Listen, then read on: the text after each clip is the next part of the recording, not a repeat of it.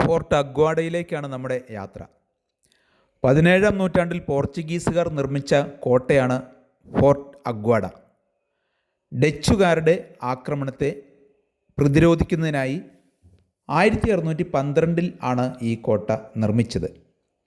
അക്കാലത്ത് യൂറോപ്പിൽ നിന്ന് വരുന്ന കപ്പലുകൾക്ക് ഇതൊരു റഫറൻസ് പോയിൻ്റായിരുന്നു. മണ്ടോവി നദി കടലിൽ സംഗമിക്കുന്നതിന് സമീപമാണ് ഇത് നിർമ്മിച്ചിട്ടുള്ളത്. കോട്ടയ്ക്ക് അകത്ത് കപ്പലുകൾക്ക് ജലം ശേഖരിക്കുന്നതിനുള്ള ഒരു ശുദ്ധജല നീരുറവ ഉണ്ടായിരുന്നു.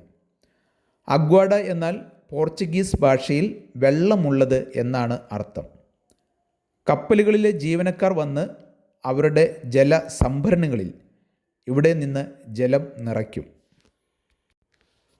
കോട്ടയ്ക്കുള്ളിൽ കാണുന്ന ലൈറ്റ് ഹൗസ് 1864 നിർമ്മിച്ചതാണ്. ഇത് ഏഷ്യയിലെ ഏറ്റവും ആദ്യത്തെ ലൈറ്റ് ഹൗസാണ്. 1612 നിർമ്മിച്ച ഈ കോട്ടയിൽ 79 പീരങ്കികൾ ഉണ്ടായിരുന്നു. 23,76,000 ഗാലൻ വെള്ളം സംഭരിക്കുവാൻ ശേഷിയുള്ള ജലസംഭരണി കോട്ടയ്ക്കുള്ളിൽ ഉണ്ട്.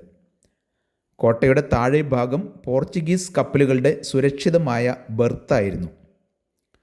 കോട്ടയുടെ മുകളിൽ ഭൂഗർഭ ജലസംഭരണ അറ, വെടിമരുന്ന് മുറി, വിളക്കുമാടം, കൊത്തളങ്ങൾ, കിടങ്ങുകൾ എന്നിവ ഉണ്ട്.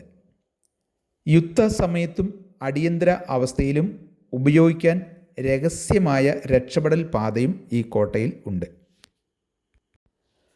പോർച്ചുഗീസുകാരുടെ ഏറ്റവും നിർണായകമായ കോട്ടയായിരുന്നു ഇത്. മോർമുഗോവയ്ക്കും കലാൻകുട്ട് ബീച്ചിനും ഇടയിലാണ് ഇത് സ്ഥിതി ചെയ്യുന്നത്. മണ്ടോവി നദിയിലേക്ക് കപ്പലുകൾ പ്രവേശിക്കുന്നത് തടയുക എന്നതും ഈ കോട്ടയുടെ ഉദ്ദേശമായിരുന്നു. 1976 ഇവിടെ ഒരു പുതിയ ലൈറ്റ് ഹൗസ് സ്ഥാപിച്ചു. പഴയ ലൈറ്റ് ഹൗസ് ഒരു നൂറ്റാണ്ടുകാലം പ്രവർത്തിച്ചു. ഈ കോട്ടയുടെ ഭാഗമായി ഒരു ജയിൽ ഉണ്ട്. ഇതാണ് അഗ്വാഡ സെൻട്രൽ ജയിൽ. ഗോവയിലെ ഏറ്റവും വലിയ ജയിലായിരുന്നു ഇത്. ഈ ജയിൽ ഇന്നൊരു മ്യൂസിയം ആണ്. താജ് ഹോട്ടൽ ഗ്രൂപ്പിൻ്റെ ഉടമസ്ഥതയിലുള്ള താജ് ഫോർട്ട് അഗ്വാഡ റിസോർട്ട് ഈ ജയിലിന് സമീപം സ്ഥിതി ചെയ്യുന്നുണ്ട്. ഡോൾഫിൻ പോയിന്റിൽ നിന്ന് ഇതിൻ്റെ വീക്ഷണം വളരെ മനോഹരമാണ്.